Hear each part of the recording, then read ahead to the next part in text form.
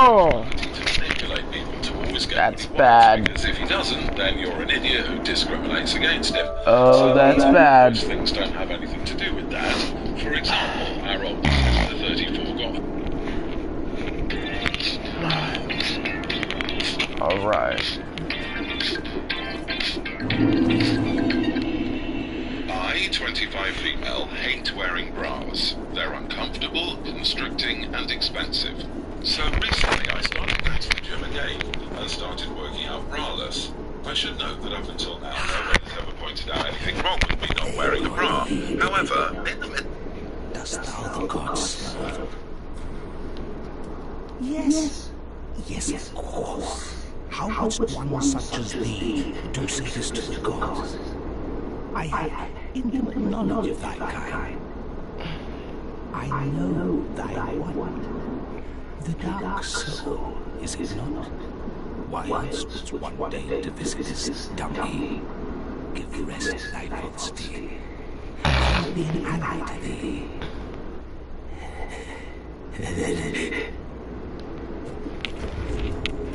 I'm listening.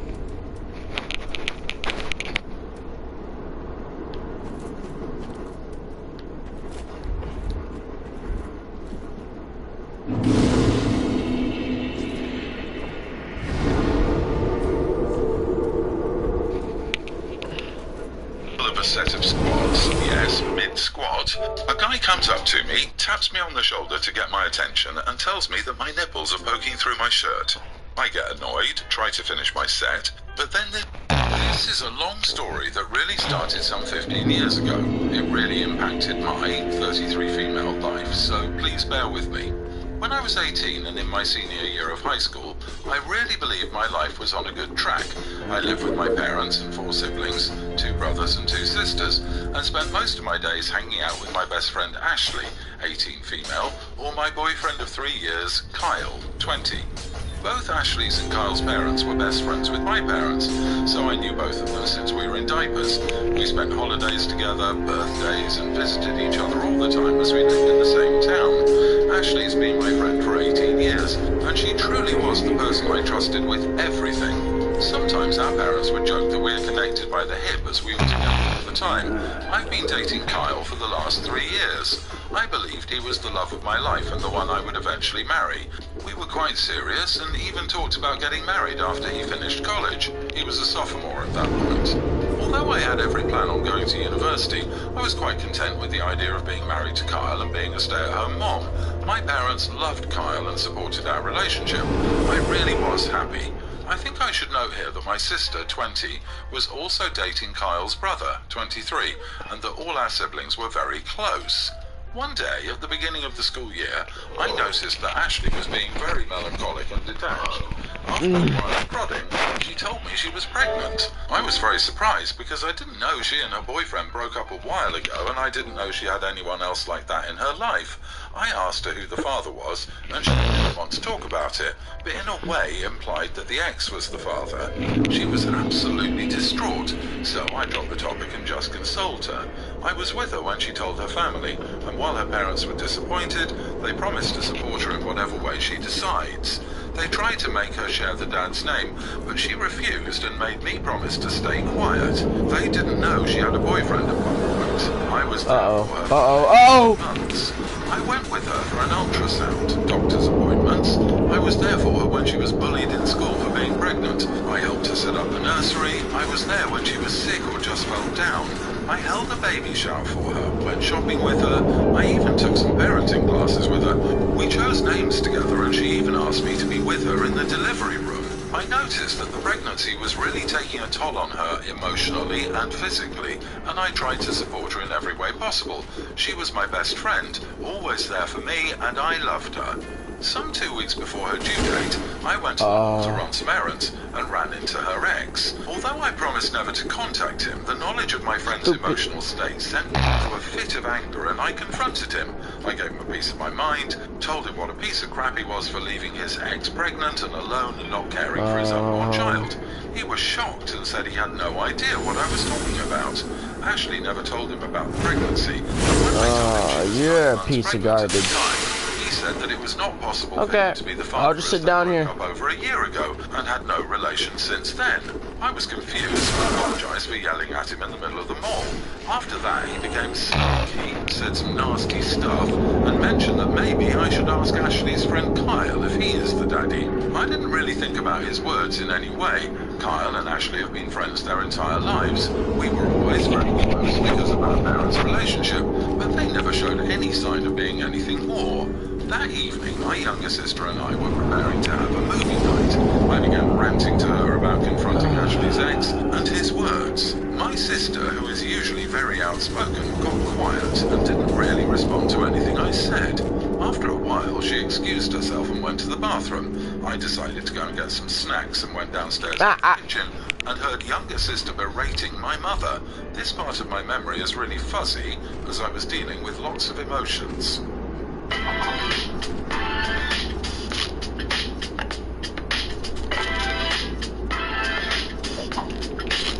Shut my obscuring My sister told my mom about me running into Ashley's ex and his words, and told my mom she no longer wanted to hide from me the fact that Kyle was Ashley's baby's father. I was shocked, absolutely shocked. I stumbled into the kitchen and demanded an explanation. My mom and my sister became white as a sheet. I'm not gonna deal with your bullshit. My sister started crying her eyes out.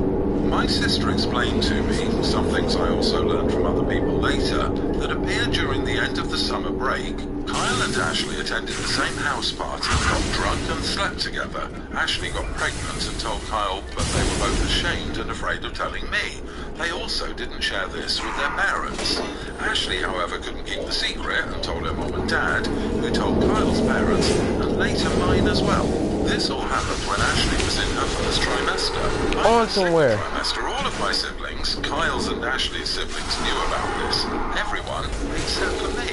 I simply cannot explain the way I felt. I was physically ill for the next 3 days and I couldn't speak to anyone.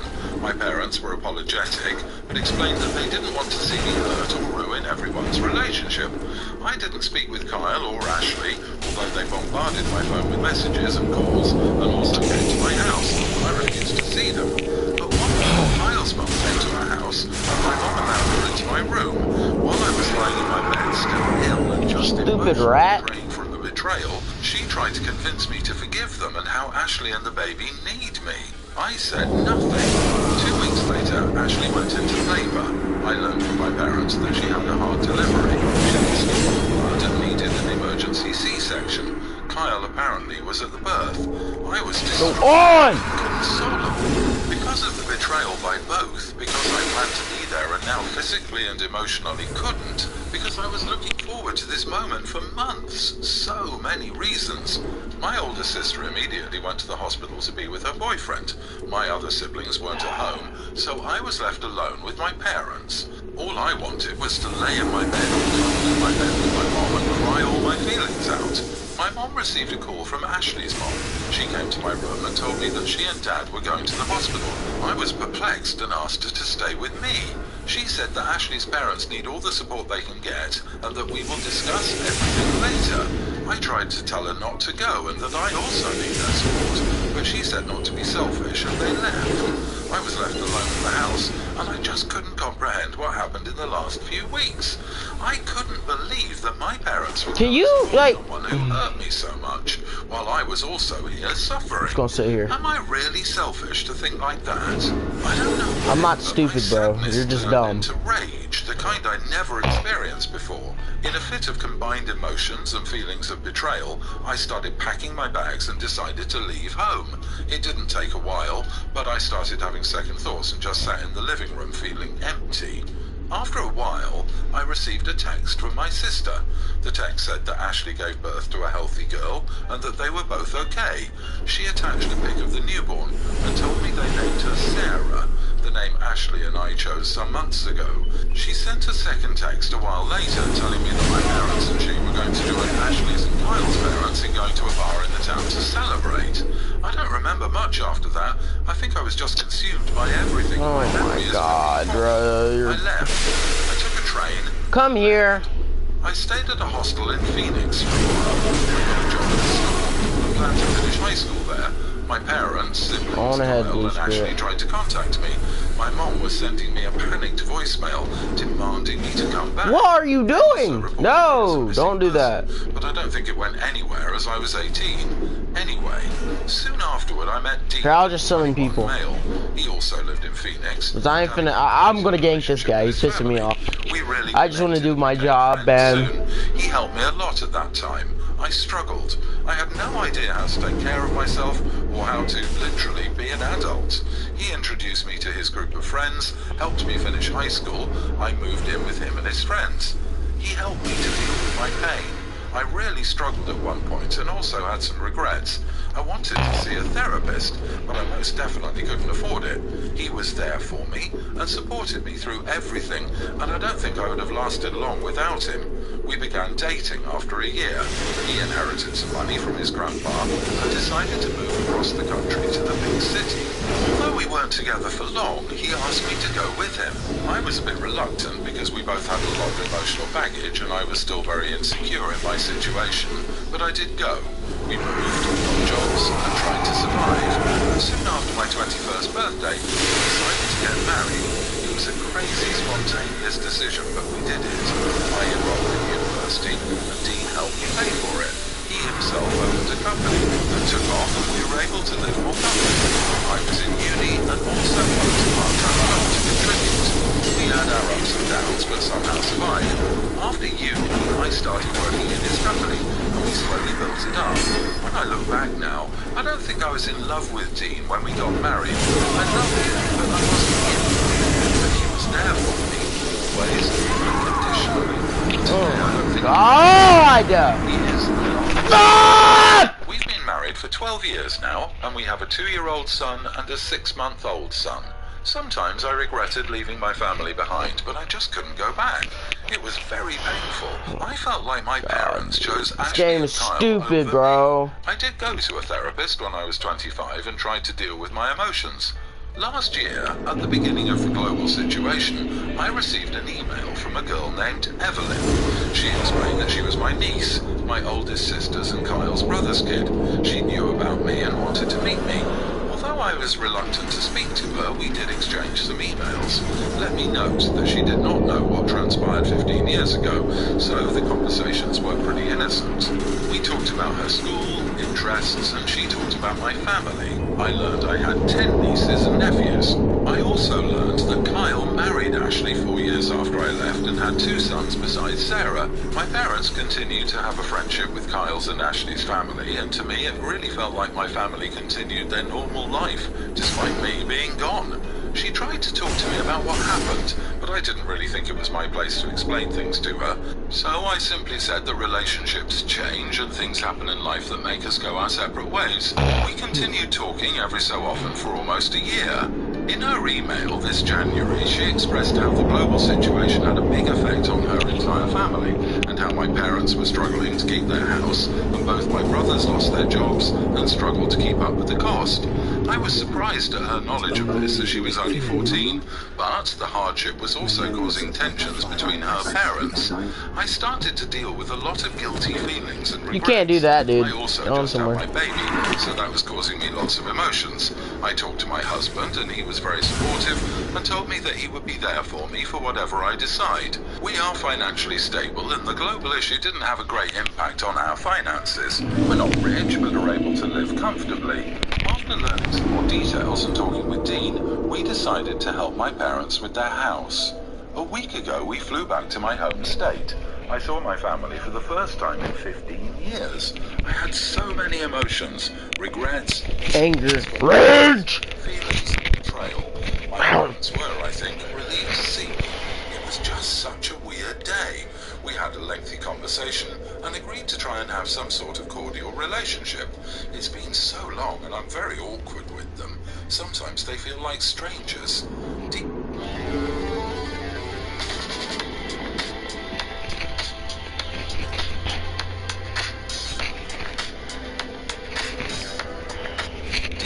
Spent a week there and we continued to have a conversation, and I truly believe we were on the path to having a friendly yet distant relationship. But then my mom started insisting I have a sit-down conversation with Kyle and Ashley. She explains that she wants to go back to the way things were. I told her I refused to talk to them. Although I moved on, I simply have no ties with them now and don't want to rehash anything with them. I told her I'm prepared to try and establish a relationship with them as they are my family, and I truly came to care for my niece, but that I don't want anything to do with Kyle, Ashley or their family. I never demanded them to cease their relationship with their friends. I don't want towards me. My mom called me selfish and said that I simply must try to heal our relationship. I told her I will not negotiate and that it's on her to decide whether or not she wants to have a relationship with me. She said, okay, but 2 days later I received a phone call from Kyle's mom. I did not give her my number, and she demanded, yes, demanded, I talk with Kyle and Ashley as my return caused tensions in their relationship and their emotional health. I hung up. I called my mom and confronted her. Apparently she gave up my number to heal our family bonds. I told her that she is choosing them over me again. She cried and yelled at me that I'm selfish and that she just wants her family back. I hung up. It's been days since I spoke to any of them, although my mom and Kyle's mom keep on calling. Although I think I'm right and believe I should prioritize my well-being and the well-being and happiness of my husband, who has been behind me 100% and even told my mum off, and my sons, I am starting to have some regrets. I don't know if I should listen to my mom and speak to Ashley and Kyle. I question whether I was overreacting 15 years ago. I'm questioning whether I'm truly being selfish for not actively trying to repair the relationship. I would really appreciate any advice or opinion on what to do in this situation. Suddenly I am questioning the entire course of my life. I am so lost and I don't know what to do. Do not do this. Do not speak to Ashley and Kyle. You owe them nothing. You are not selfish. You left 15 years ago and you can't undo that. The only direction to go is forward. You attempted to repair relationships with your family and they threw it in your face by asking you to reconcile with Kyle and Ashley. Please urgently schedule therapy for yourself. I think it will help to talk about boundaries. You've painted a picture of a family dynamic where your feelings were neglected and disrespected. Your whole family conspired to keep the details of your friend's pregnancy a secret. That's very odd. When their loyalty is directed towards Ashley and Kyle rather than you. Why is that still the case? That's not how families should operate. Also, tell Evelyn the truth. Just the facts of the situation. Nothing else. Your life turned out far better with Dean than it could have turned out with Kyle. What your parents did was choose their social circle with Kyle and Ashley's parents over their own daughter. What kind of future could you have had if you stayed and been reminded every single day of how you were betrayed by your best friend and your ex? You would have inevitably had more mental breakdowns and had a totally ruined life being surrounded day in, day out by reminders of your betrayal. Your parents made their decision to discard you, their daughter. Just leave and don't go back. So even now, it's all about your mom and everyone else, but not actually about you. How gross. If your mother wanted to keep her family, she could have been open with her 18-year-old daughter more than a decade ago. Keep your cash and walk away. I'm so sorry you went through all that. You were betrayed by everyone close to you, and your mom can't even see her part in it. If she did, she'd be so ashamed of herself that she'd never even mention their names to you. You did the brave thing running away and starting again. You needed to do this for your own well-being, because if you stayed, I think you would have eventually broken. I'm proud of you for building a life for yourself and being in a place now where you are happy and content. You say you never loved me in the beginning, but who can blame you? Your trust had been annihilated. You were probably emotionally blocked, but it's good you got past that. As for advice, please do not feel guilt, and please, for the love of God, do not talk to those people ever again. They don't care about you. If they did, they would have told you immediately instead of leaving you in the dark when they find out the truth. They wouldn't have gone to that hospital when she gave birth. They don't care Ashley and Kyle hurt you. They just want their family back. In other words, they don't want to feel Alva anymore. Don't avoid them. Stand by your decision. You're doing the right thing. You are more their numbers or change yours, and cut them off from your life. Enjoy your life with Dean and your babies. Best of luck, OP. You're a strong woman. Dead Alva.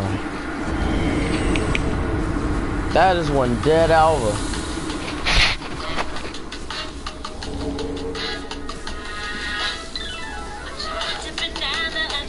Now I can wear my purple hat. It's natural to be good. Introducing Frog Tape Pro-Grade Painter's Tape. Frog Tape Pro-Grade combines the value of a traditional blue painter's... Background. My girlfriend's father walked out on their family after finding out that her mother was pregnant with her younger sister.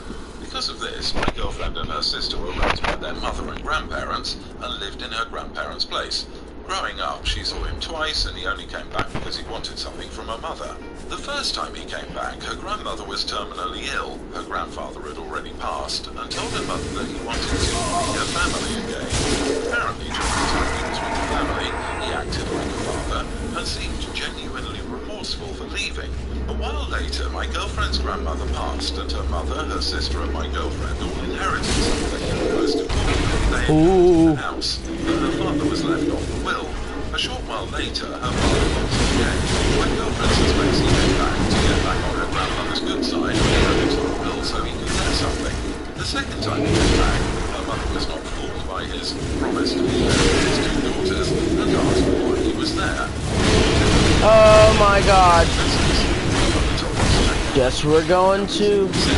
My girlfriend and her sister despise their father and he's pretty much dead to them. To the now. I've been with my girlfriend for only 8 months, so it's a fairly new relationship, but I had an opportunity to meet her mother, who was a wonderful person, by the way. A month ago, my girlfriend's mother tragically died in an accident, and it goes without saying that my girlfriend and her sister are absolutely devastated. I've been staying with them to support my girlfriend and help wherever I can. Instantly, there was a knock at the door. My girlfriend was busy doing something, her sister was in the shower, so I answered it. There was a man outside, and he asked who I was, and I told him I was Eva's boyfriend, and I asked who he was. He told me he was their father. After what I heard about him and what he did in the past, he was the last person my girlfriend or her sister should be seeing right now. So I told him that my girlfriend and her sister would not like to see him, and to please not come by anymore. Then I shut the door in his face. I told my girlfriend and her sister that their father came to see them, and that I sent him away. They thanked me for dealing with their father, as they wouldn't know how to deal with him, especially while they were grieving. I initially believed that what I did was right, but my parents and some of her friends called me an idiot because I wasn't a member of their family and shouldn't be interfering with their family business. Nah, dude. He was their last Tell those guys off. and they deserve a chance to have a relationship with the last member of their family. So I'm beginning to question if what I did was right. So, am I the idiot? Not the idiot. I'm glad that you did tell the sisters that he was there. They can now determine themselves if they want to reach out to him. I hope not. I hope the sisters realize that he's only there for his share of whatever it is he can take from them. Being related to someone is not reason enough to have them around. His DNA. I agree. No, he doesn't deserve to have a relationship with the daughters he abandoned time and again. He is circling because he thinks he will get money. That's literally all he cares about. He doesn't love his daughters. OP was totally right in turning him away. His family and her friends need to butt out. This is none of their business, and his parents better not try to contact him and force a reunion on OP's girlfriend and sister. You are the idiot, soft one. Yes, you are trying to protect them, but who is to say there was not some closure or questions the girls may have had? I get the reasoning, and I honestly would have done the same. You are not the idiot. They thanked you. You sent away someone who only wants money and is possibly wanting to prey on his daughter's salary. You did well. Fantastic. Oh my no! If they want to get in touch with him, I'm sure they can find out where he is. It's not that hard with the internet. My older brother passed away almost 2 months ago, and the feelings are still very fresh. My sister-in-law is staying at my parents' house right now because she still can't set foot in their apartment. I, 25 May. God, they are just bombarding you with lightning. So I'm over all the time right now being there with them, so we all have that support. 2 weeks ago, my sister-in-law was getting sick. throwing up and stuff, but grief makes it hard to eat sometimes. I know because I've dropped 5 pounds and can't eat much either. But since this only recently started happening to her, my mom became ecstatic out of nowhere and said maybe she's pregnant. This really freaked my sister-in-law out, and she honestly looked terrified. My parents went on talking about how beautiful it would be to have a baby right now, and it's my brother's parting gift. This did not make her happy at all. She bought a pregnancy test that same day, and it was negative. Sister-in-law was relieved, but my parents were not. My mom told her to wait another week because sometimes it takes a while for the hormones to change, or something like that.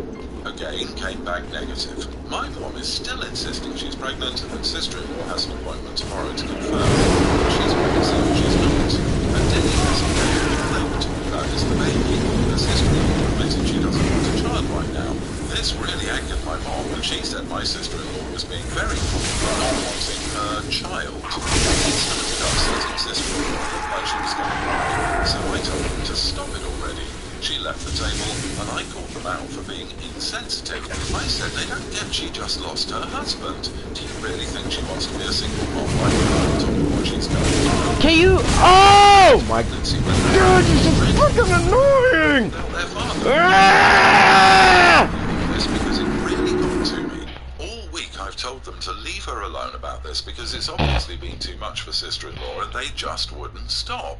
Even when she tells them she doesn't want to talk about it. This made my mom emotional too, and told me I don't understand because I'm not a parent. Then my dad got mad at me for reacting that way when they just want to be happy about the possibility of having a grandchild. But to me, it's been pointed out to them that sister-in-law isn't happy about this, so why push it and make her uncomfortable? My parents are still mad at me. Dad does think I was being insensitive, making it seem like they were doing something wrong. Sister-in-law is were. a mess and anxious about her appointment. She doesn't believe she's pregnant, but says she doesn't know what she'll do if it somehow turns out she is. Anyways, I'd like to know if what I said makes me an idiot. You are not the idiot at all. Thank you for standing up for your sister-in-law. Your mother is understandably grieving the loss of her child right now, and has latched onto the idea that his widow could be carrying his child. Honestly, I hope for Stupid everyone's sake she freaking is. game, bro.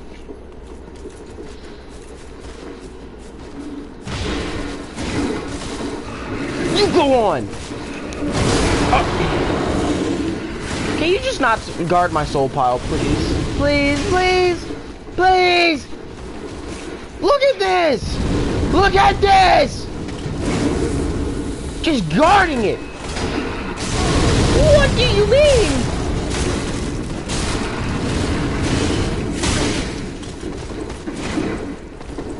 $500,000 souls, ladies and gents. Right there. Gone. Because these cunts can't go on somewhere.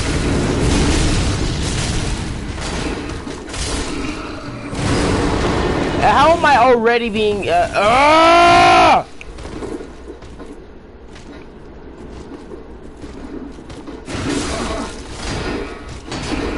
Okay, yeah, you do that one more time, please. Just, you know, I didn't remember that, you know.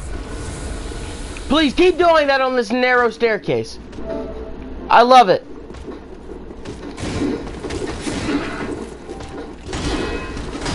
If you do that one more time!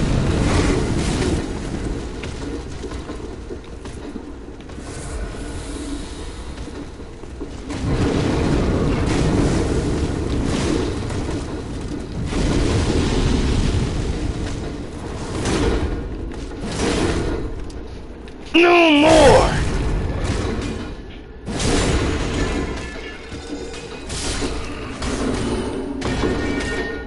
Stupid piece of garbage, you suck.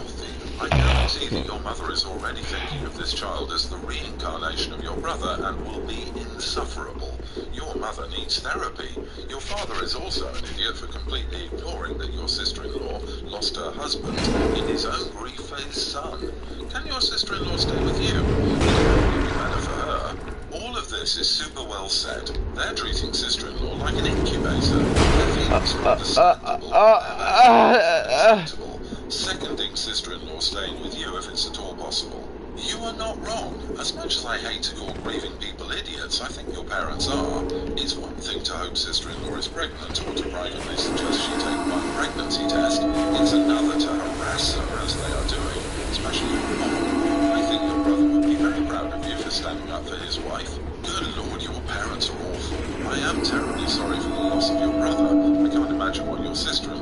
breakthrough. Your parents are pushing an agenda with her in hopes they can essentially manifest a baby in her womb. Maybe it's their grief talking, hoping they have some piece of your late brother still around, but they are being extremely sensitive to your sister-in-law. You are probably correct that she most likely would hate to find out she is now a single mother. And worse off, your parents are making her feel bad about her own grief and grim future if she had to raise a child alone. They are selfish and only care about how they feel. Have sister-in-law stay away from your parents for a while. Help her to grieve. You spend time with her if you want to. But your parents are too much and she doesn't need to get their nonsense right now. You are not wrong here. Cover me. I'm amused.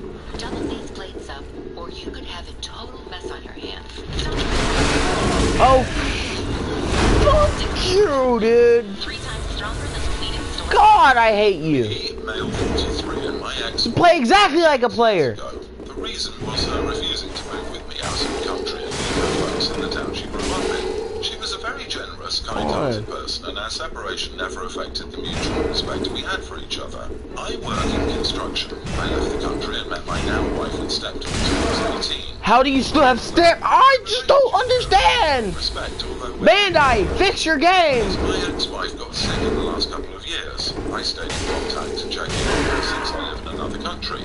My wife is okay with that since she knows my ex and I knew each other since childhood. My stepdaughter, however, would make comments about her although she never met her.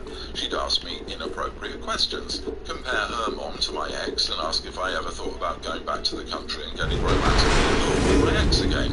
I snapped and told her to stop and that was it. I recently was able to get an apartment that I was planning on renting out, but my wife said it would be great if we let my stepdaughter move into the apartment as her 18th birthday gift. Said she'd be very grateful for this support, and I agreed, thinking my stepdaughter is more deserving than others. She was happy when she knew. She saw it and was excited to move next month. Last week I received the worst news in my life. My ex-wife passed away. My stepdaughter came into the room and saw me sitting on the floor. She asked, and I told her my ex-wife passed away. She looked at me, then smirked and said, "Ding dong, witch is finally dead." I was stunned. I yelled at her, telling her to get out. I told my wife what happened and that I'm taking back the keys to the apartment from my stepdaughter after the disrespect she showed to a woman she never even met. My wife argued that she was joking. I asked if this was a good time for her joke, seeing me like this, and begged her. Are you kidding? Didn't respect the woman I loved and grew up with for years. My stepdaughter heard and was crying. My wife called me harsh and that she's just a kid. But Can you just fucking... You are not the idiot. Your stepdaughter knew that your ex-wife was important to you. Her comments weren't just disrespectful of your ex-wife. They showed no respect at all for you. Your wife's reaction to her daughter explains a lot about her daughter's behaviour. Rather than scolding her daughter and demanding that she apologise for her cruel comments, she got angry at you. Your stepdaughter is cruel and disrespectful. She's 18 years old. Well, if she's just a kid, then why is she moving out of her own?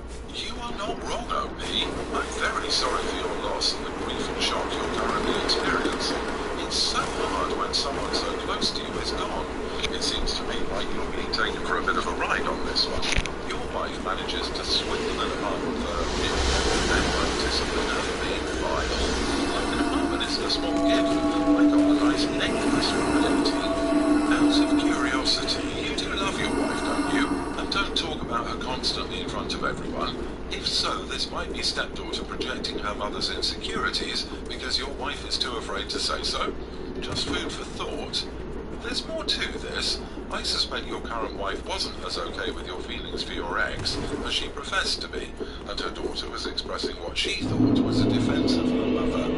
Either way, it's wrong and it's cruel and you didn't deserve it. You are not the idiot for taking back the keys. That being said, the impact of your ex-wife passing away appears to have been unbelievably hard on you, to a degree where you should really consider counselling. I absolutely agree. The resentment she was spewing didn't come from nowhere. Her mother was most likely talking crap behind your back, and her daughter was just parroting that. If it wasn't the case, why hadn't your wife already nipped this behaviour in the bud? You admit this isn't the first time she's made insensitive and rude comments comments about your ex. When that happened, her mother should have just shut it down, but didn't, and you have to wonder why. I, female 21, am still living with my ex, male 28, due to reasons that don't really matter. He has a daughter, and who's a toddler. I really adore her. My ex has never been a great dad, which is one of the reasons we broke up. She usually stays at home some days and then stays with her mom. She spends most days with her. A day ago, I came home late after being at a friend's house. It was safe, I promise. It was around 2, 3 a.m. and my ex was at his man cave playing on his Xbox. I thought Anna was sleeping. I heard a sound coming from her room, so I went to check in, and she was a disaster. She had thrown up all over herself. Her bed and the floor was all dirty and grey. I'm not great with children at all. I'm an only child, never had cousins, my friends never had kids, and I never known how to handle it. I went to look for my ex and asked about it, but he was too busy with his video games. I went back to Anna's room and helped her get food and did my best to calm her down. While I was asked what I should do. She was obviously mad, and we don't know how long Anna was in that bed. As I didn't know how to handle it, and Anna was still complaining of her tummy hurting, we decided it was better to take her back to her mum's home. Her mum doesn't have a car, so I drove her there since it was really late. I told my ex that I was going to take Anna to her mum's home a few times, and he didn't pay attention to me. He didn't even say goodbye to her. Once I came back, he was extremely mad, saying I stepped in and should have waited for him to finish his game, screaming at me, same as always. I now feel super guilty as I'm not Anna's mom and don't have any true rights. Her mom was pretty grateful. I don't know if I did the right thing. I was wrong. And I'm really confused. Am I the idiot? Not the idiot. If your ex cared that much, he would drop the game and told him she was sick. He sounds like an awful father. And he's probably only screaming at you because he knows he did the wrong thing. Get out of there as soon as you can. You are not wrong. Your ex is a negligent father that left his 4-year-old baby sitting in her own waste, and he never once heard her cry. I know you said you're not great with children, but right here, you did everything perfectly. You tried getting her father's attention, but he wouldn't budge. So you cleaned up Anna and did the next best thing, calling her mother to ask what to do, then taking Anna to her. Your ex is an ex for a reason. He's proving that he needs to stay that way, and he proved that he prioritizes himself and anyone else. You are not an idiot. I was stepped in sooner and just made a straight result. You're only 21 and she's responsibility. This is quite serious and negligent. Children need basic medical care, and that means looking after them when they're sick and cleaning them up. Hopefully our mother will use this to sue for sole custody. I would.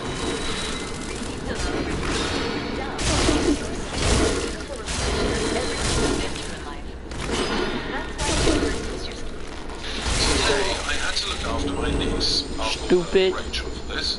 Rachel is a very busy kid. She's very smart and does these mathematics competitions, and she's come first place 3 years running. Outside of that, she and her mother and my sister have a little fashion on social media. Girls in the area, including my daughter Molly, same age as Rachel, follow. It has hobbies, but one unfortunate side effect is that she talks about herself a lot. We've been on family outings before, and this kid will literally dominate a conversation talking about her competitions or her fashion stuff or something else. My sister encourages this. I do know that she's proud of her daughter and the best for her, but it was very self-centered. Today, when Rachel called, she was wearing a cute dress and asked if she could take some pictures for her blog. I didn't mind, but she kept telling Molly to get out of the shots. When Molly asked if they could take some pictures together, Rachel's response was, "You know." This really upset Molly, and I told Rachel because of that, I didn't want her taking her blog pictures in our house. Later, Molly was doing some homework, and I asked Rachel to help. She laughed. She said this kind of stuff was too easy for her competitions, and that Molly was dumb to struggle with it. Then, final straw for me, I told Rachel that nobody cares about her fashion blog or her mathematics competitions, and that she's a self-centered bully. This made Rachel cry. When my sister showed up, Rachel hugged her and told her what I said. My sister said, "How could you say that to a child?" I told her her daughter was using her hobbies to torment and upset Molly and needed to be told it was not appropriate. My sister took her daughter without saying goodbye. I feel bad about making things try, truly I do. But at the same time, she was bullying my daughter and needed to be stopped. Am I the idiot? You are such an idiot. You could have met her with compassion, and instead you met her with mean behaviour. You just reinforce the idea that those who have power get to use that power to be unkind to those they see as other, less than, different, whatever. So you punished her for behaviour you didn't like by exhibiting that behaviour to her. You are not the idiot. She's not a baby. She's aware of what she's doing and how damaging it is. She's old, and it doesn't how the words hurt. The way you handled it may not have been the most appropriate, but in the heat of the moment, we were never able to see all the possible workarounds. You stood up for your daughter against a bully. Did you stoop to her level? Yes, but this is something important for Molly. This shows you have her back. You are all idiots here. Two wrongs don't make a right. Act and respond like an adult. You responded as I would have a child. You can tell that her behaviour is unacceptable by telling her just that. No one cares was malicious or unnecessarily cruel. Your niece's behaviour is not okay, nor is your sister's enabling and encouragement of the behaviour. So everyone just sucks in the situation, except your daughter.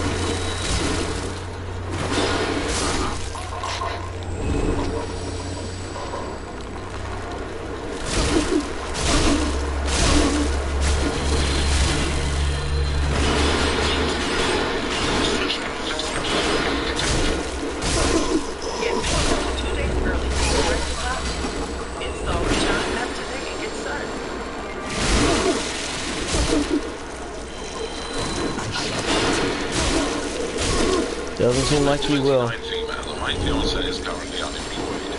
He received some devastating news and needed to take time off. As a result, he's been out of work for close to 3 months. I try not to be spiteful of it because this is following the passing of his brother. He can't put a time frame on grief. I've been as supportive as possible, but I'm getting stretched very thin here. Usually in my household, until my 3 kids are years, I spend roughly $400 back to the food and it lasts a month, maybe even a little bit more. I buy in bulk as often as possible. However, my $400 limit was basically stripped in half due to unfortunate budget cuts at my work. Thank God for the monthly child tax credit going into effect, because if it weren't for that, we basically wouldn't have food. But regardless, I've been going very cheap because I have no other option. The food banks have been closed for months and I don't qualify for assistance. Anyways, lately my fiancé has been eating enough to feed 3 people. Not only are his portions very large, but he also has seconds and a lot of the times thirds of whatever it is we're eating. Not in one sitting, but throughout the night until he decides to go to bed. Those can be used as leftovers for the following night's meals. He usually finishes off in the morning. He's also been eating my kids' school snacks. Yo! And to put it as nicely as possible, my bra would probably fit him better than it fits me. I have brought up his food ache as kindly as I possibly can a few times, but he gets super upset, and I truly don't blame him. After all, commenting on someone's food intake is a touchy subject, no matter how you put it. However, last night struck a nerve. I made a meal which happened to be my son's favourite. My son had his fill, but he wanted to overindulge as he always does with the same meal is cooked. He wasn't hungry, I know this, but it doesn't change anything in my opinion. My son asked for seconds, and my fiancé said no, that there wasn't enough. There were still easily 2 helpings left. I didn't realise it because my fiancé put it in the fridge. 45 minutes after the kids went to bed, he went and grabbed another dish of it, and I immediately saw red. You tell my son there isn't enough so you can eat all of it? Hard no. I was calm, but told him that if he wants to continue eating enough for 3 people, he needs to get a job or stop eating as we can't afford it. He got angry, dumped the food in the trash, and stormed out, later saying that I was an idiot for treating him like a fat duck. Am I the idiot? Not the idiot. Because he is a fat duck. You denied your son the food he had bought and prepared. He then had a tantrum and threw the rest out. I understand that he's grieving. However, your first priority is your children. His grief doesn't give him a right to be a long-term helpless creature, simply. In addition, his angry tantrum response is what would have me the most concerned. I would seriously consider a break from this relationship.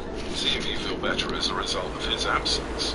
Not the idiot, because it was not about his weight, it's about denying your kid food for selfish reasons, honestly. If he doesn't start to contribute to the household income, I'd ask myself, why are you with this person? What is he giving you? Also, Fat Duck was his words, not yours. He's projecting that onto you. That just means that he thinks it of himself.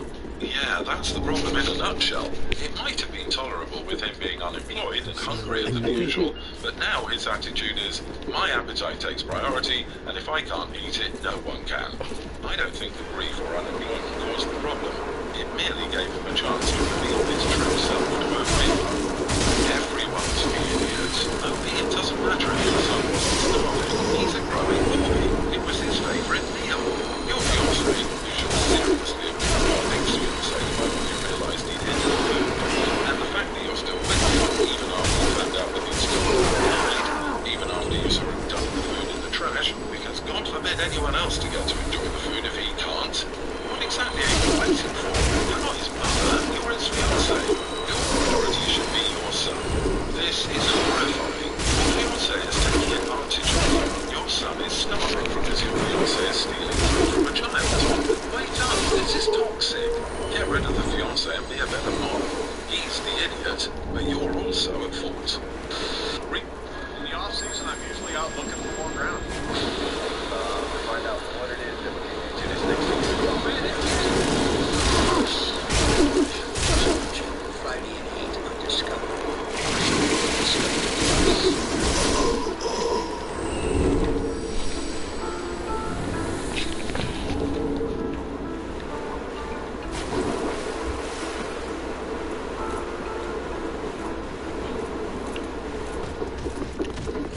Recently, on May 25, got engaged to my amazing fiancée, 24, Amy. I'm the happiest I've ever been when Amy said yes and was nothing but excited about our wedding. We started planning the venues, the dates, and the invites. When talking about who to invite, we agreed to invite our co-workers as we've worked in our respective jobs for years and liked them all.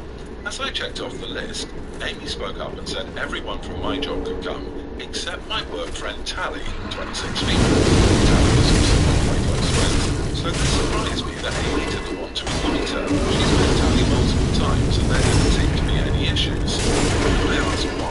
She said she just doesn't like her and finds our friendship uncomfortable, saying she thinks Tally is the type of person trying to sway taken men and be the centre of attention. After talking some more to see where she got this idea, it turned out this was based on nothing but Tally's looks, as even Amy admitted that Tally is always very kind to her. But still, Amy is adamant that Tally's not going and said that she makes her insecure. Amy is a beautiful woman, so I don't know why she feels this way. I told Amy that if it makes her feel uncomfortable not having Tally at the wedding, that's fine. But before invitations go out, I wanted to speak to her privately to let her know to save embarrassment. Amy agreed, and that was really that. We didn't speak on the matter after. A week or so later, I went into work, and Tally started to ignore me, only really talking if it was work-related. I was confused, as it just isn't her. Our co-workers have started to ignore her and acting strange to me. So I contacted her boyfriend, only for him to be sarcastic on the phone. I asked him what the problem was when he asked if I didn't know what happened. Then he filled me in. It turns out, a few days earlier, Amy came to my work on my day off with invitations. I had no idea she had made them yet. She handed everyone an invite in front of Tally, then saying to Tally, "You aren't invited, women like you aren't welcome," which has sparked everyone suggesting she's my other woman. Since then, she's been harassed by some guys at work and shunned by the women. She's now looking for another job. This made me mad, and I apologised profusely as I didn't know. When I got home that night, I confronted Amy about this. She denied it at first, but then she told me she did, but it's now not an issue because she's quitting her job. I flipped on her, saying how she clearly didn't trust me to say and that she crossed a line doing all this behind my back. She didn't see the problem and got upset, asking me why I'm so mad. Me responding, "If we're really going to get married, get your insecurities in check and grow up." I stayed at a friend's since, but have had texts from Amy, her friends, and her mother saying I was an idiot for this and that Amy doesn't deserve this treatment. Am I the idiot? Not the idiot. Your fiancée planned how she would humiliate your friend after she forced you into not inviting her to your wedding. Your fiancé is an insecure, jealous child. Why do you want to marry this person? Red flags everywhere. I'd put your wedding on hold. Unfortunately, this behaviour won't improve. utterly not the idiot. She hurt Tally because of baseless jealousy and made her ostracized and eliminated her job. She deprived her of working opportunities and made her lose contact with her friends from work. Those are very serious accusations, and she can't go behind your back and ruin people's lives. I'd be worried about what else she's capable of doing and reconsider the wedding. Who knows, maybe it occurred for a reason, so you'll see this side of her before the wedding, and not afterward. I'd be livid if I were you. This is outright cruel. Not the idiot. This jealous, vindictive woman showed you who she is. Amy is not an amazing woman. She's a petty, spiteful person that's done you a fantastic favor. There are so many red flags. If you ever have a female friend, she'll probably do it again. You should reevaluate your relationship and see if this is something you want in your future. Update. Unfortunately, all I can really do is damage control due to what Amy's done. Of course, I plan to explain to everyone what's happened. I don't want Tally to be going through this. She is a genuinely kind person who does not deserve any of this. I'm actually on my way to evaluate your relationship and see if this is something you want in your future. Update. Unfortunately, all I can really do is damage control due to what Amy's done. Of course, I plan to explain to everyone what's happened. I don't want Tally to be going through this. She is a genuinely kind person who does not deserve any of this. I'm actually on my way to speak to her boss at the moment to see what can be done. Tally's boyfriend is also saying he will speak to her and see if he can get her to talk to me. My wife and I are both in our early 30s. Before the world decided it wanted to shake things up, we were working well. Inflation kids came up and she said she wanted to be a stay-at-home mom, and we worked out the financials of it all and it was fine. I was up for a promotion that came with a decent increase in salary, so we would still be fairly comfortable. Even without the raise, we would be able to make it work. So we got pregnant and everything was fine. I had plenty of time with our kid, and my wife took to being a stay-at-home mom well. Then, before Globalish, the company I worked for took a big hit and scaled back the workforce a great deal. I was offered either redundancy or a lower position in job security. The wife and I agreed it was better to have a stable job during these tumultuous times, and when things got back to normal, I could look into a spot similar to my old position. Well, the industry hasn't recovered, and looks like it won't be recovering anytime soon, if at all. We're struggling financially, and I've had to do more work to keep our heads above water. Now, onto the problem. Where I work offers free daycare in building, which would allow me to spend more time with my kid and let my wife return to work. In addition, her industry is now actively recruiting, and it would double our income while allowing me to not constantly work overtime. When I broached this subject, she didn't take it well. She does not want to return to work and feels I'm backpedaling on our agreement, and she could be a stay-at-home mom without it. I tried explaining that things change. Oh my god! Two incomes from it, but if it changes... Yo, go away, Judicator!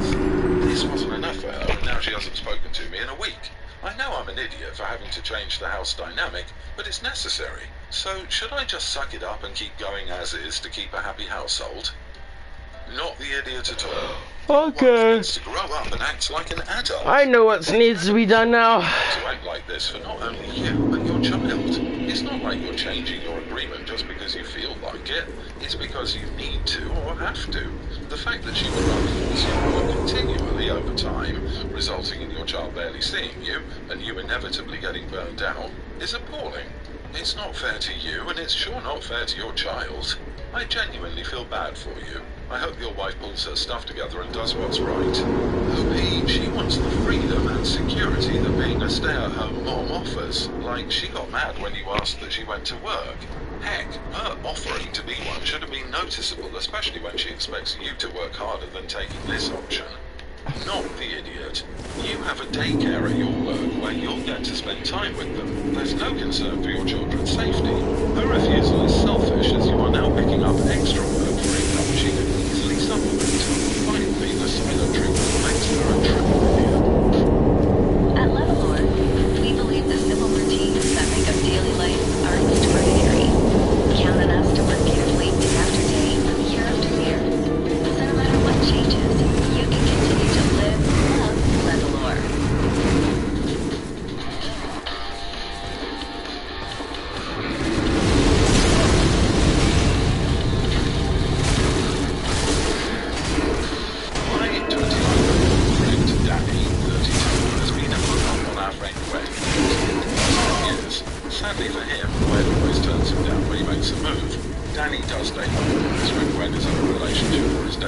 guy, but the moment she's free, he immediately goes back to her. I've talked to Gwen before and asked her what she thinks about Dan. He's a torch for her, and she told me that she's not attracted to him physically, but she likes his sad boy personality. Gwen even told me that her dad likes Danny for her because he's kind and financially stable. Finally, Unreal Rose is on. She knows she'll have a comfortable life with Danny. She doesn't have any friends. Gwen recently broke up with her ex, and, as usual, Danny is energized. Finally, dude. He's been messaging her a lot tonight. I've been waiting for you. I'm in the Ring City right now. As he wants to send her. I don't know. Stay away from me! It's been a month since the breakup. What? Not the best time to try to What'd you say?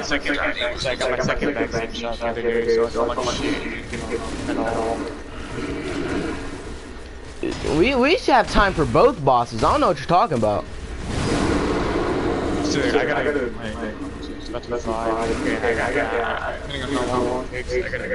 Okay, so it also depends on which boss you want to do, though.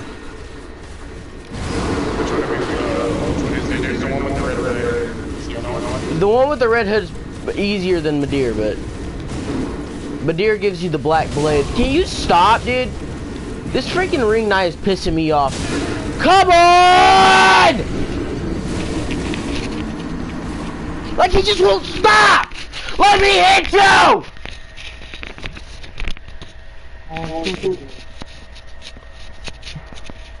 This game is infuriating, man. Bro, I've been using that giant sword, straight sword, and I maybe. This game is infuriating. Why can't you stop? The ring knights, they just hide behind their shield 24/7. Like, do something else!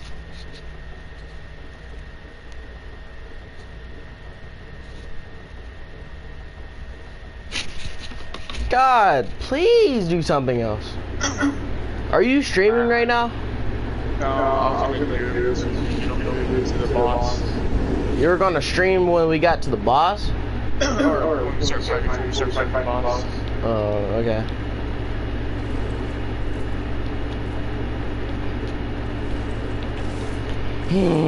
Now I had to go fight the Judicator again. Thank you, Ring Knight. You're the best.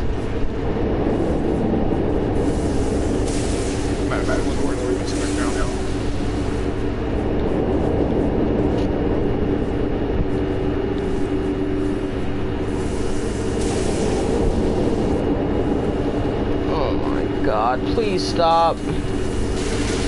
Oh my God, please stop.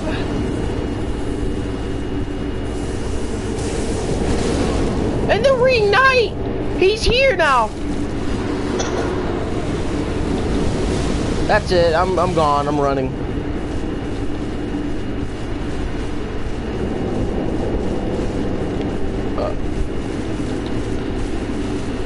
Oh my God, can you get off of my nuts?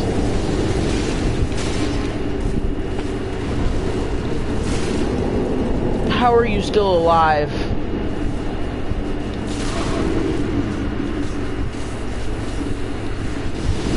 It's one big freaking game of Ring Around the Rosie, I swear.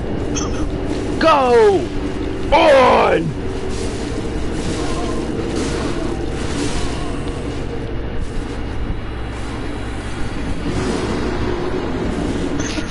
Okay, yeah.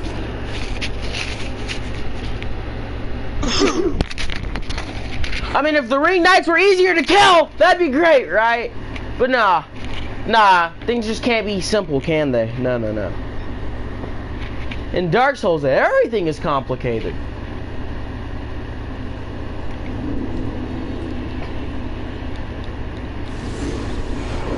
Please just let me go to the Purging Monument, man.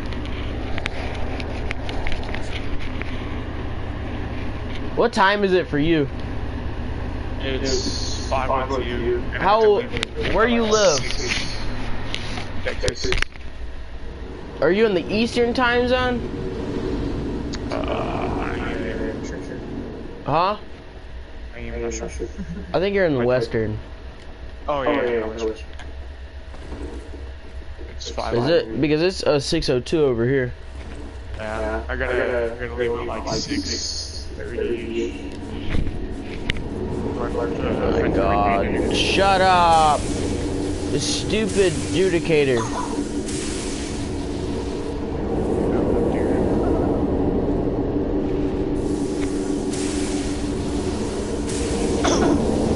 I care about a little damage, bro. Okay, that I care about that much damage though.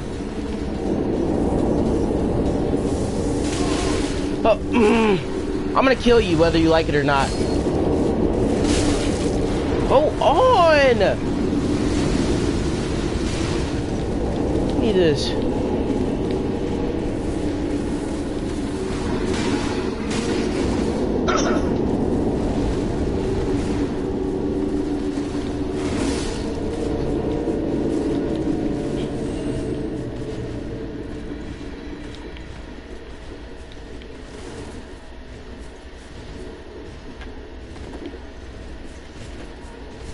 Finally.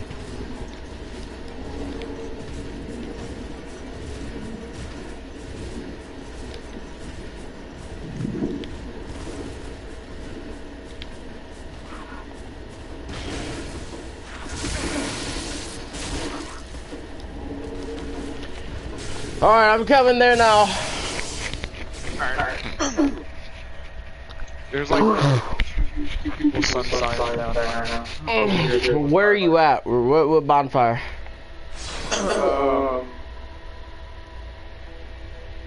Illinois rest. All right, I'm going there now.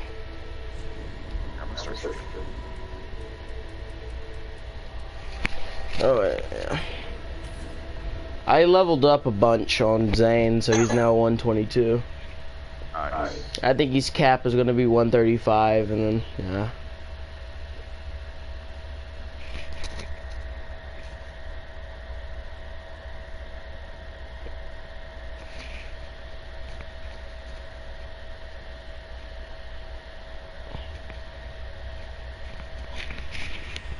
Daria. I think so here, even I'm at 107, and I actually killed like 3 people with this, It's an overpowered weapon, man. yeah, the ring 9 straight sword, I fucking love it. What color are the summons eyes?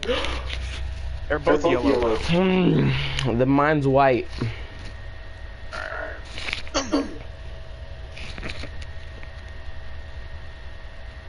Okay, thankfully you didn't put my home. Oh, What? roasting. Huh? Somebody else put their sign down. Is it white? Yeah. Mine is like up on the bed. The other guy's name is roasting. I'm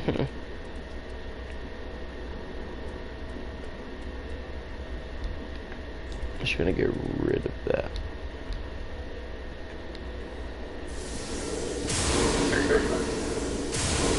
I can summon like regular people here, but we'll only do that when you need it. Yeah. I'm going to get rid of the faith build stuff though.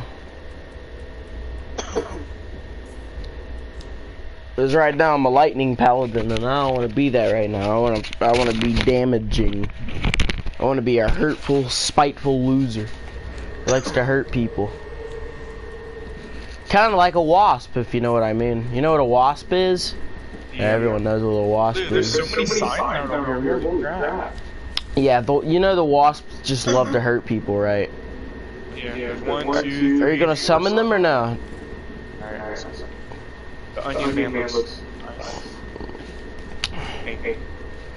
Hey, yo, my name is Wasp, and I like to hurt people. Yep, that's it. Yep, that's right. I don't really pollinate much. I just like to hurt people. I'm pure evil. You got a problem with it? Take it up with my manager. Just kidding, I don't have one. You're a loser. I'm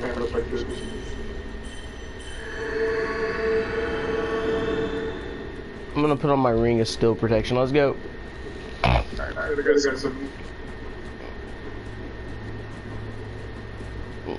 Come this way, child. Come this way.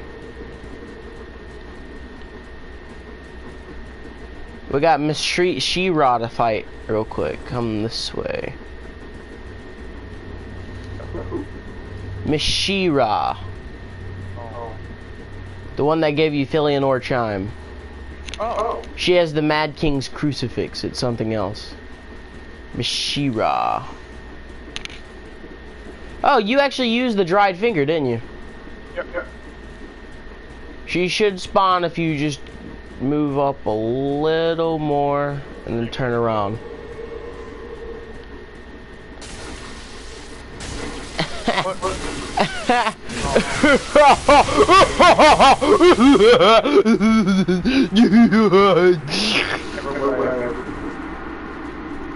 You saw how we just gang raped her? Yeah, that's what happened. And then you know where we're finna go? We're finna go over here to get that other Titanite slab. So don't go to the boss area just yet, bud. We still have a ring knight to deal with. Oh, I see what happened. Okay, yeah. This way, child, this way. He's going towards the ball. But I can't play with that. No, we're going to go. We're going to go get this ring knight who has 2 swords. He's the one who was at the Philianor's yeah, that's him. I don't know how he's still alive. He should be dead.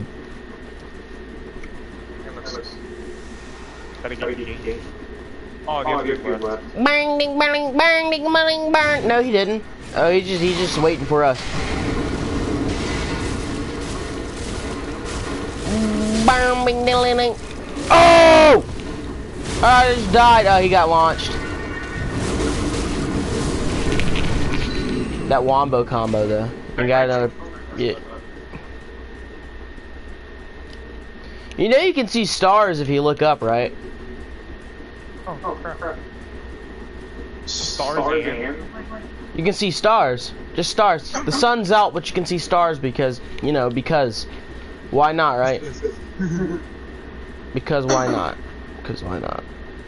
Burn it, blink.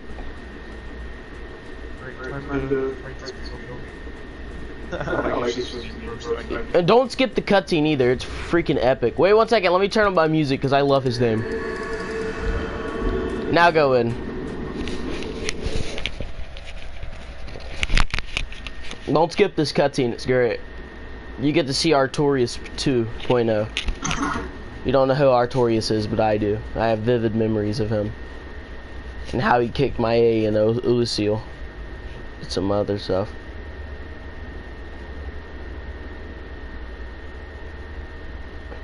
Just kidding, I never did that DLC. I only seen other people do it. Although I can do it, I just had to re-download Dark Souls 1.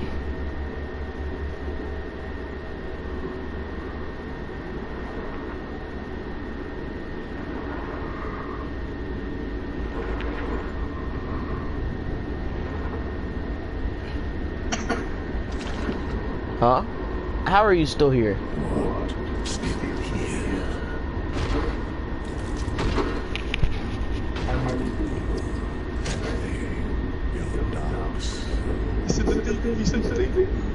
He said it. He said it. You see? He said it. He said the dark. He said it. He said Dark Soul. He said it. He said the brand of game. Oh yeah, he's about to kick your age. Just wait for us.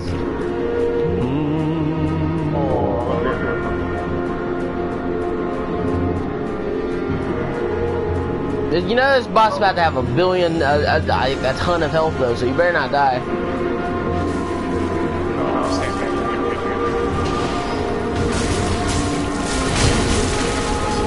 Rip him up!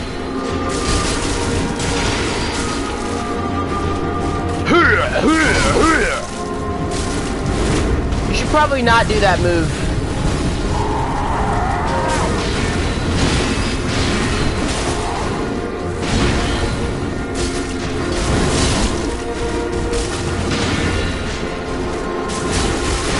Shred him up.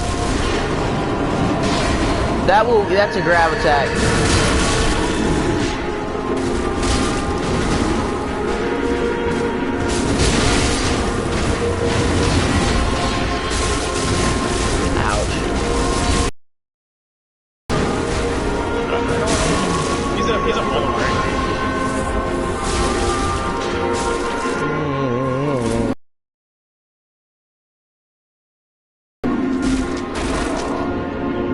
You've won.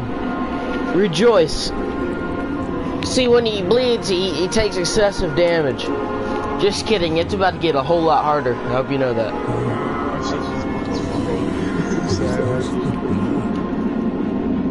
Of the dark soul. Why'd it get so dark, though?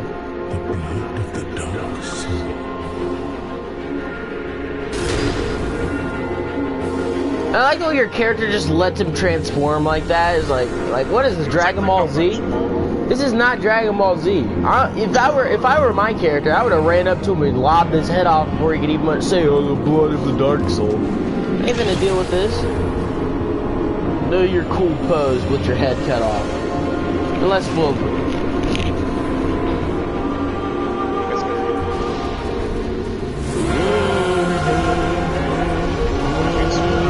He's looking at me for some reason.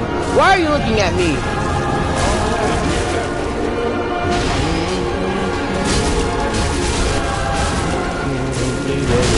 You're my horn, give me reading.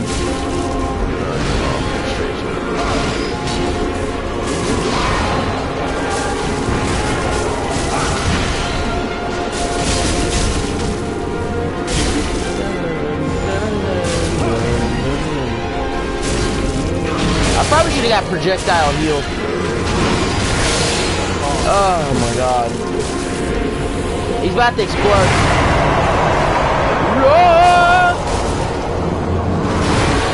How dare you come at me, boy?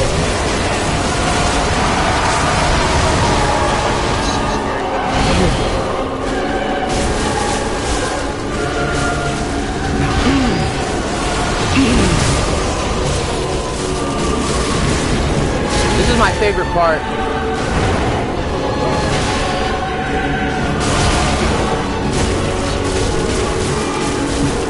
Put him in the shredder!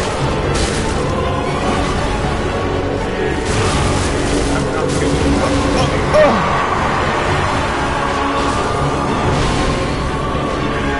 Careful of those white spots that will strike you with lightning.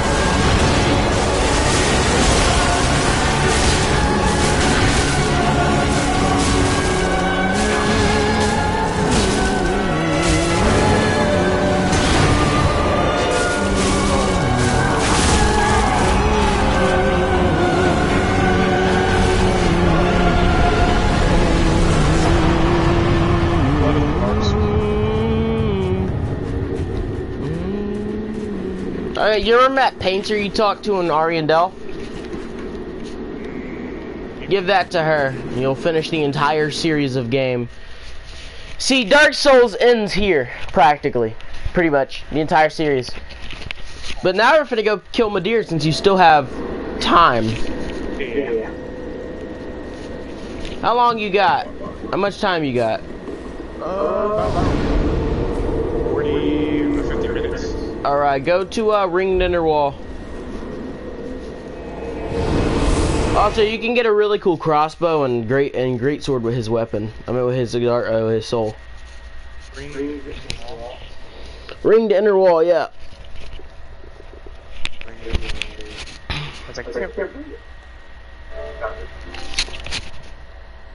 Should have told me you had the DLC. You were over here like, oh, I don't have the DLC. Sure, buddy. Maybe it's just free forever now. Maybe that was what that last update was about. Maybe it was just what that last update was about. You just don't have to buy it no more. My sign is down. It's yellow now. I'm gonna make it yellow. Alright. Oh, and I finally found that sunlight comment. I couldn't find it until it was like, oh wait, it's all the way back. The sunlight what? The sunlight comment. Talking about the Warriors of Sunlight? Yeah. Oh. Did you just summon me? Nope. See, this is what I don't like about people who play Dark Souls. Is they're always random and they want to summon whoever they can. I'm not going to help. I'm going to return home. Frogman and Yo. Unless they want to go fight Madir, and then we'll see, because I need the souls anyway.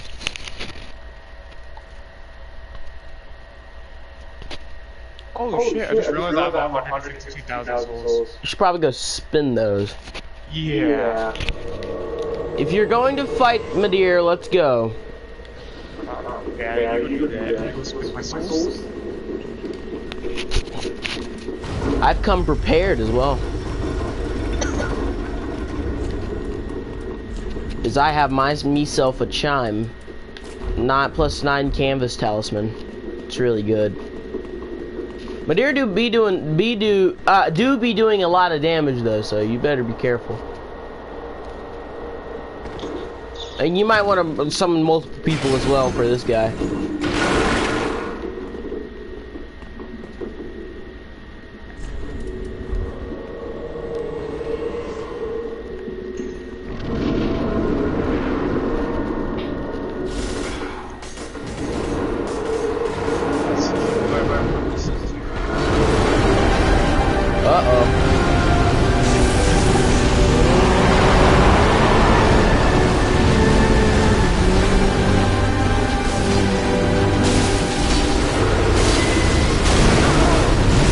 I already died.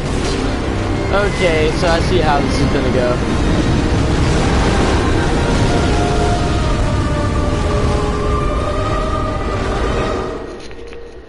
So, I see how this is finna go, man.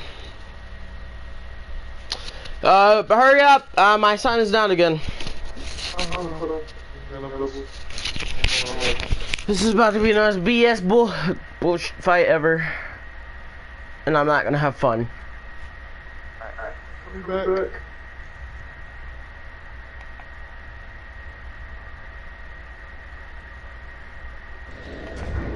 I feel like my internet may be better. What? I feel like my internet is better.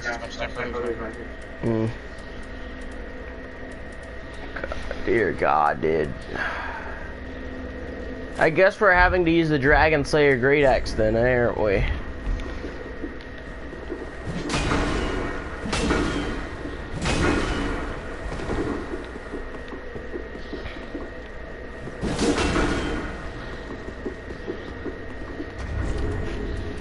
Just waiting for you, mate.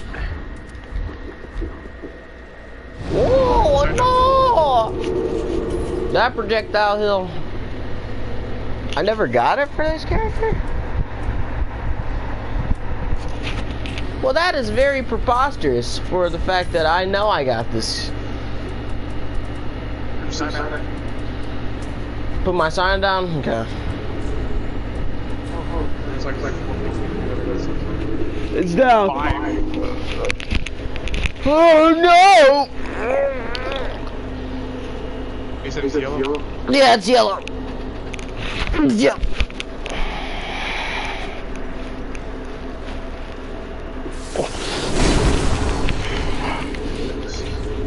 Oh, that's something else. Are you at the Ring City Inner Wall?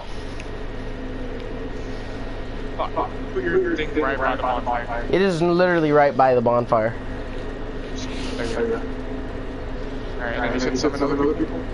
Yeah, summon other people. It'd probably be the best chances. Summon this guy. Give him a big ass hammer. Oh, I messed up. No. Whatever, it doesn't matter. Oh my gosh.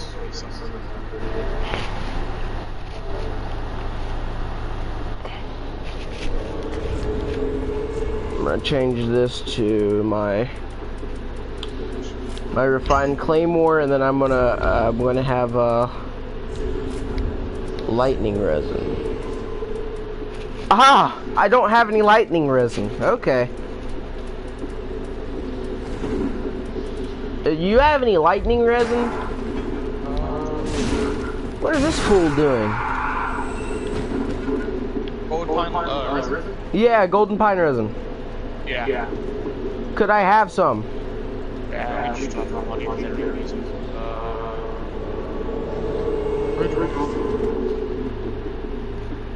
Just drop some for me.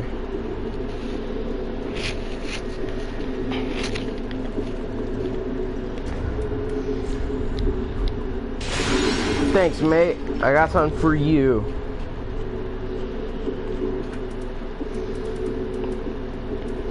What shalt I give thee?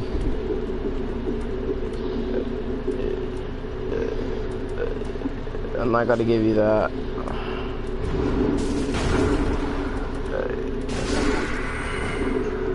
I will get that later on. Here's a helmet. Here's a helmet you can have. It's of the Onion Knight.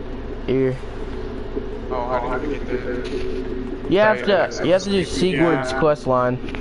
Yeah, I did it, and then I actually messed up the end. You killed him, did you? His stuff will drop anyway, even if you killed him. Oh, really good. Did you fight him? Did he fight with you against Yorm? Yeah, no, that's the thing. I forgot to summon him. No, you don't have to summon him. He just automatically goes there. Or there was like one.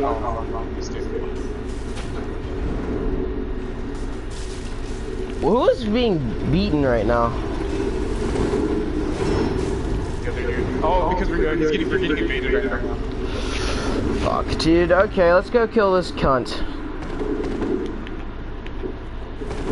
So, you see how much this game makes me happy, right? Yeah. Not at all. Not at all. Can't even let us have fun, can they? No, they're just too good, huh? Ah! Where are they at? Where are you at? Ranger! Ouch. I don't even. You don't get into it. Oh.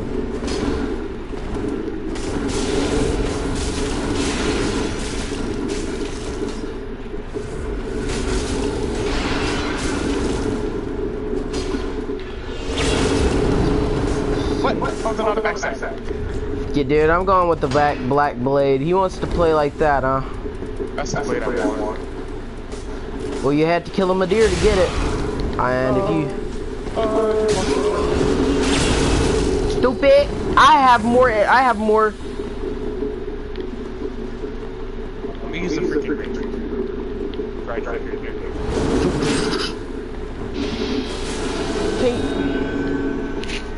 Kind of wish these guys would just, like, forget about him so we can go fight the actual boss.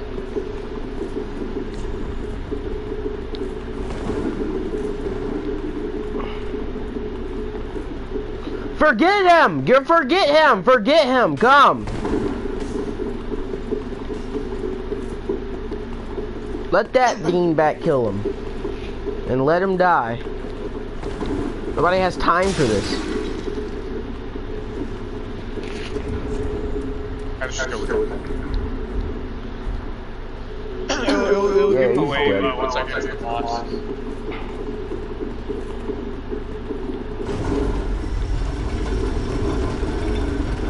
Oh my god. There we go, finally. And I got my Estus back. Thank you.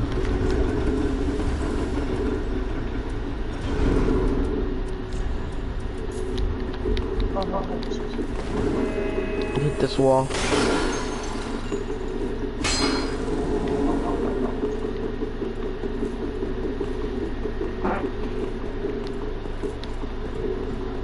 Do not fall down there, you will die. That's like instant death even with cat ring. I just saw like a blood stain of someone falling down there and I thought that was you. I'm sorry. Oh, wait, dude. That's Half-Life's gear. It's really trash and he's supposed to have pants, but instead he has a helmet that you can't see. So yeah.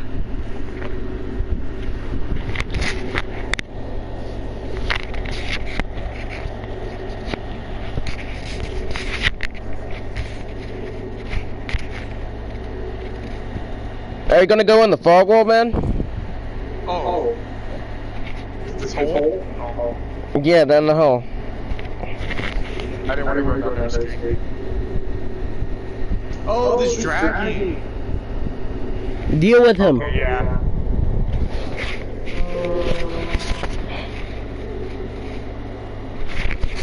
Alright.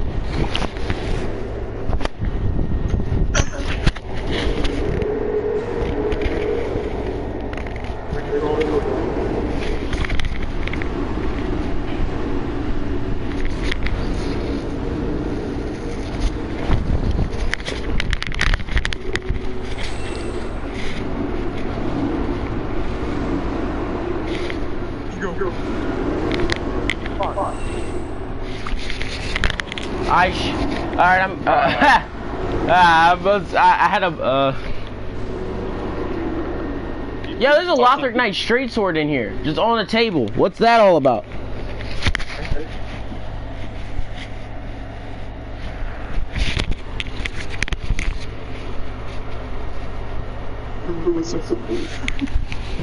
Man, this fucking like pounced on me. You see how I didn't help you whatsoever?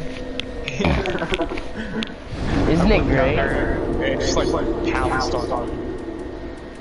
Wait 1 second, I gotta go back to Firelink Shrine real quick to fix something.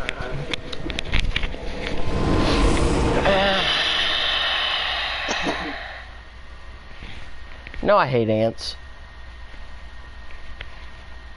The bug and, you know, like ants, the ones that bite you. Yeah. They suck. Those guys under the... Wait, so you know how certain weapons have bleed on them? Yeah. Well, wouldn't you expect all weapons to have, like, a sort of bleed on them since all like, they're sharp? Yeah. Like, yeah, like, if they're able to sever limbs or cut your flesh, that's gonna make you bleed. Even blunt weapons will make you bleed. So like, this game kind of makes no sense, but then again, it's Dark Souls, and Dark Souls logic is illogical in every way. Like, you really think dragons exist? No, man, they don't. They don't fly around breathing fire or ice. It's not how things work.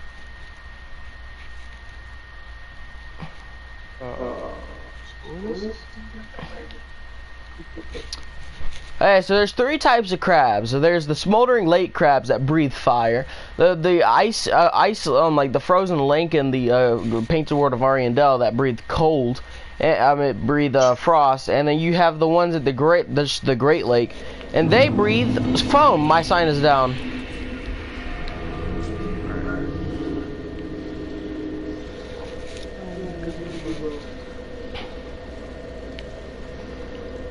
I guess that's something they have no one. Did you just summon me? Yeah. Sorry if I asked that question because I don't know who's summoning me.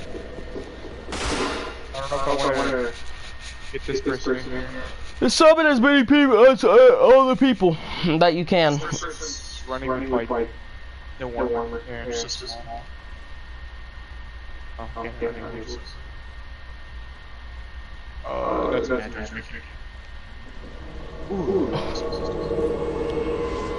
No, don't summon nobody yet. I got somebody. Oh. Hopefully he's on. If he's not, then I'll tell you to keep summoning. Or is Herbert Sherbert?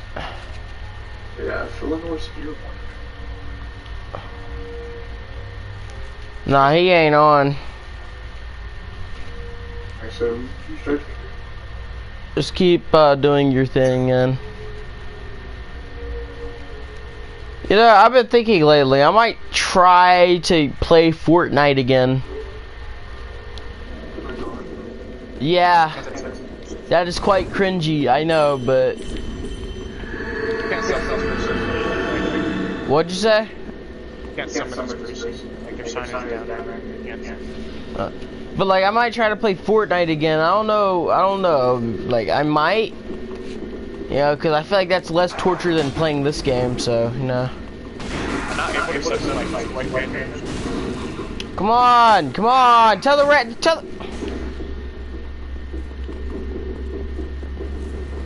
What the freak is this guy doing? What are you doing? Come on, you stupid, dumb, stupid idiot. God dang, bro. I'm going this way.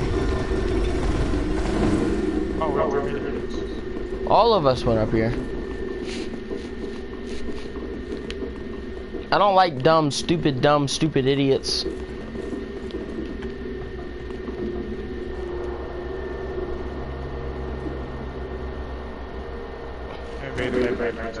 And nobody cares. Unless this idiot is not come. Okay. Who's being summoned? Oh, whatever, it doesn't matter. Somebody else. Your sign is down there.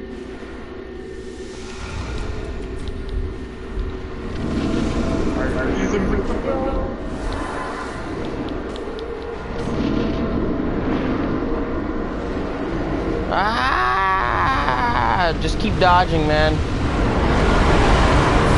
That dragon is no joke. His tail will hit you and it will hurt. That's a fire, watch out.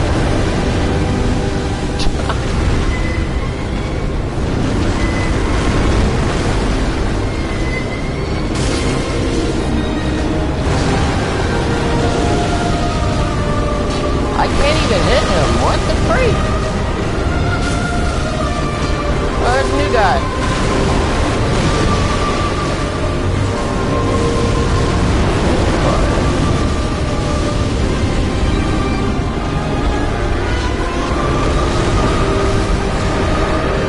If he would stop going so spastic, maybe I'd be able to hit him, but nah.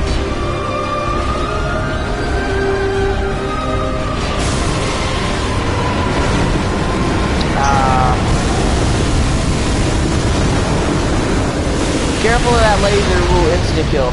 Yeah. What, you got hit by it? Yeah. When he's about to do that laser, just run up under him. I rolled forward and then this thing shit. You found out the hard way what that thing does. I was like, careful of that laser will insta-kill. You were like... Do that on a rampage later on. Yeah, it's like everywhere though, and he even does it under himself. It's ridiculous. I hate it. But after that, you can get some free hits in because he's tired, I guess. The fact that dragons can shoot lasers in this game is really annoying though. My sign is down. Like, I honestly think that's the most annoying thing of it all. You know, why? How come you get to shoot lasers? I want to shoot lasers.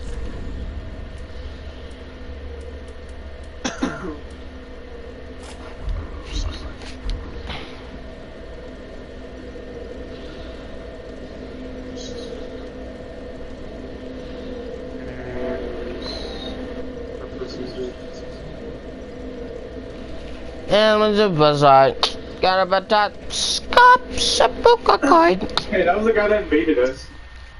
Oh yeah. Oh yeah. Hey Peter, can I borrow a screwdriver? Hey Peter. I got a cops outside.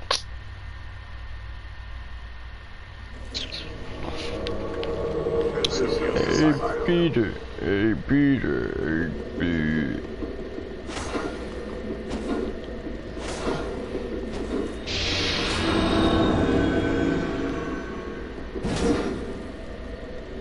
There's nobody coming back.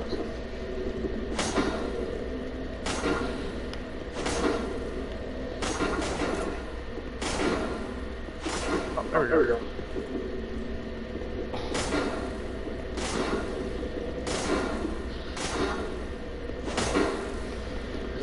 Yo, dude. So guess what I got the revelation from yesterday, bruh? You see, my family... See, I'm a Carrington, right? Now, you don't know what that word... You don't even know what Carrington is, but they... Well, you see, my family comes from, royalty, actually. It's really cool. But then, my great-grandmother...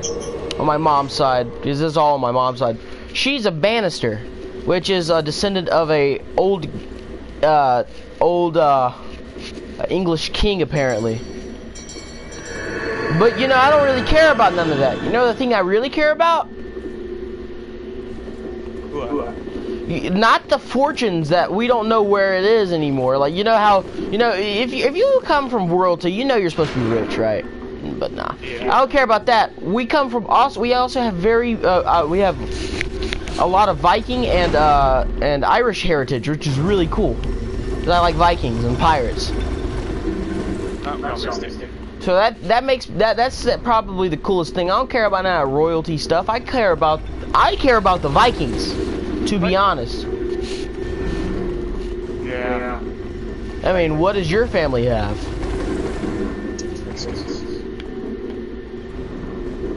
What? Mexicans. Who? Mexicans. I didn't. You gotta say that louder, bro. I cannot. Mexicans. Oh, Mexicans. What's your last name, man? Estrada. Estrada? Yeah. I know the Miss Estrada. Hmm.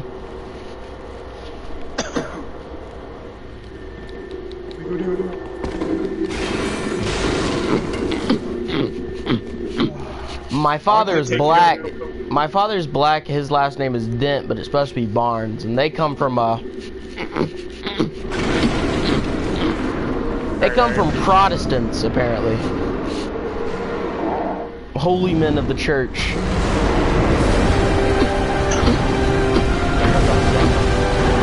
Like the Carrington family crest, that is an actual thing that we had, apparently. It is like, it's like a knight, with like, it's like a knight, and then the Bannister crest is like, oh, that guy's gonna do that. It's a bunch, you know, like, what's it called? This, man, you ever been to New Orleans and you see them little triangle, like those, I always forget what they're called, man.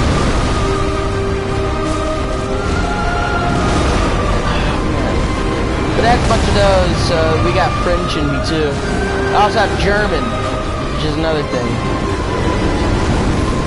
And since I'm half black, I'm also a mutt. I call myself mutt blood. No. He like just gets everywhere. That's so much irritating. Yeah, you gotta be careful. But so I'm practically a mutt blood. I think the only thing I don't have in me is Asian. So you know, that's something, right? Yeah. Right. You think we should try? I mean, yeah, but it'd probably be harder. I mean, yeah, the health wouldn't be as high, but it'd still be quite difficult. But we can do that, you know, if you want. But yeah, it's kind of fun to look at what your family was compared to what it is now. Yeah. Yeah, man. Like, you think my family was royalty, but now we poor. Now we po. We ain't got a cent to our name. That's sad.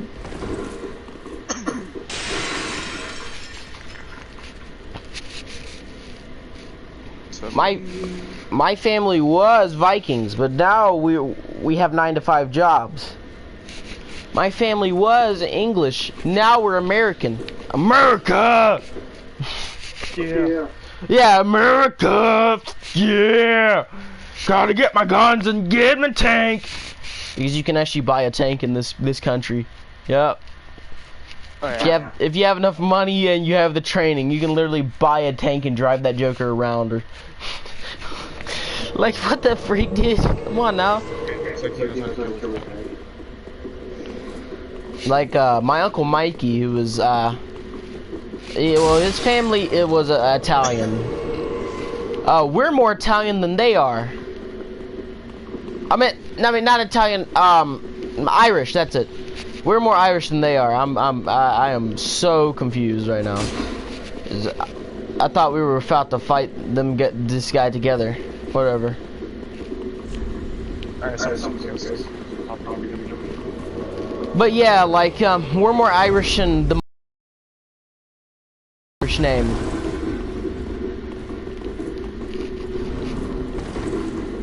That's great, right? I'm half of all that, though, you know. I'm half black and half whatever the freak my mother is. I don't...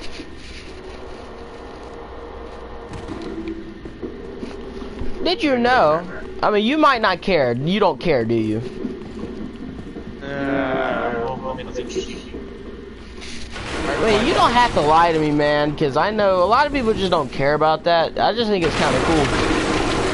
It's interesting to listen out. Yeah, it's like lore of your own life, or your own family at least.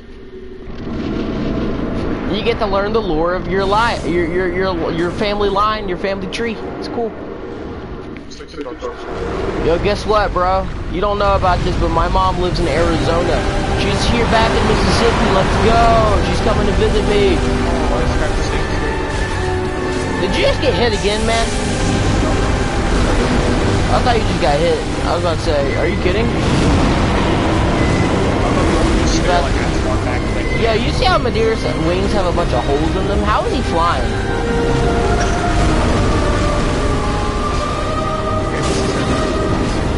Oh no. America! Did you just die again? Oh, okay, okay. I was about to sigh. Man. Are you kidding? Are you kidding me? Can you... Oh, I'm almost dead, man. Can you not right now, man? Let me hit you!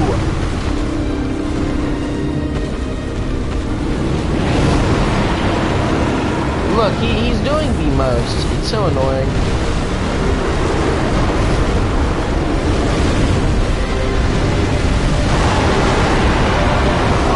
No freaking way, bro. We can just forget about this boss, dude. That's what I did on my first playthrough. I just gave up.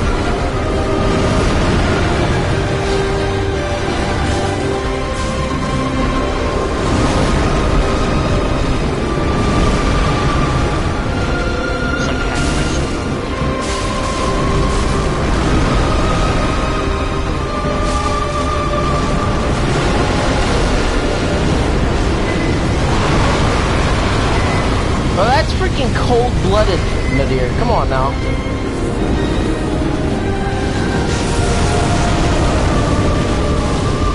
Yeah, cold-blooded killer.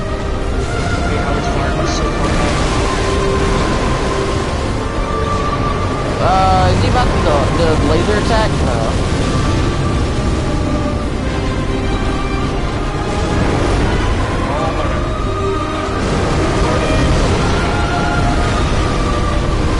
Look at this man! There's no freaking way you just... Are you sure you want to do this, boss dude? Yeah, we could do that later. You have a what? I have one boss that we can fight before I have to go. What is it? Dude, shield. On the bridge. Oh, you talking about freaking Dragon Slayer armor? Sure, man. Yeah. My sign is literally outside of his boss room right now.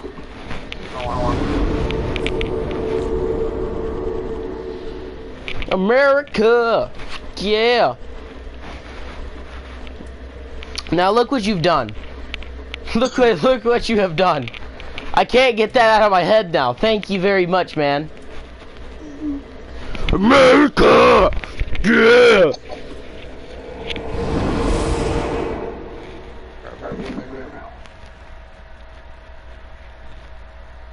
But if I'm going to be burdened with America, then you're going to have to be burdened with it too. Did you know that Joe Biden left several American troops off in Afghanistan? Including all the military equipment. Did you know that Joe Biden also gave, like, practically gave them military grade equipment like it's good? Military grade means that it's going to break a lot, so you better be ready. Are you gonna be on fire? No. My sign's like outside the boss store, buddy. America! Fuck yeah! Yeah, you gotta run past him, man, if you want to beat this trash. Why is this boss so hard for you? You can literally do it by yourself now, dude. Come on now. No, I just got to because I was on, I mean, you literally beat Sister Frida. Come on now. This boss is literally below you now, dude. Come on now. Those are like after Soul of Cinder type bosses. Oh, he's still coming for me? Did you just summon me, man? Yeah. There's a knight over here. Just forget about him. Walk through the butt fog. I will get there when I get there. Just don't get hit unless you want to be one Estes short. You gotta remember, this game is... Oh my god. He's like literally guarding the fog. You gotta remember, this game is not Bloodborne. You can't be too aggressive or you'll freaking die. Oh my, I do a lot of damage.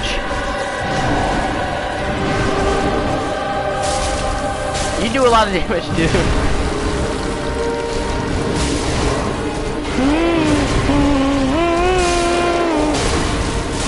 Run, run, run, run, run, run, run!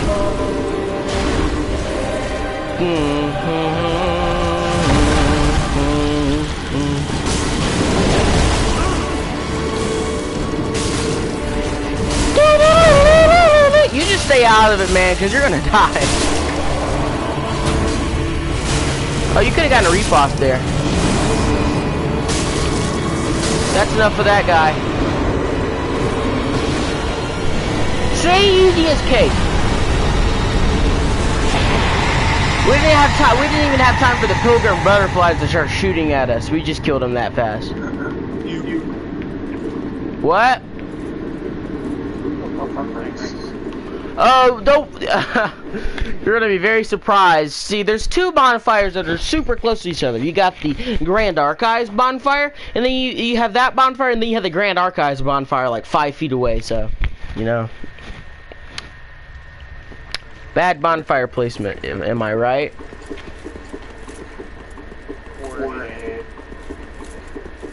Now, do you need any more help, or are you ready?